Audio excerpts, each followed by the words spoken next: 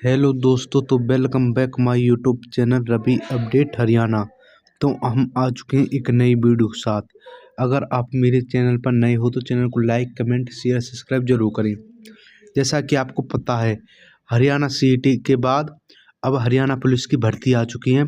तो हरियाणा पुलिस की भर्ती के लिए उस आयु में 3 साल की छूट दे दी गई है। हमारे हिम्मत सिंह चेयरमैन है, उन्होंने अपने इंस्टाग्राम और ऑनलाइन प्लेटफॉर्म पर डाला है और हमारी सरकार ने सबकी आयु में 3 साल की छूट दे दी है।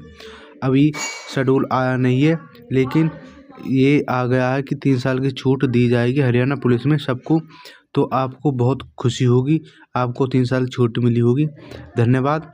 वीडियो अच्छी लगी तो वीडियो को लाइक, कमेंट, शेयर, सब्सक्राइब जरूर करें। ऐसी नई नई अपडेट और जानकारी जानने के लिए मेरे चैनल को सब्सक्राइब करें। धन्यवाद।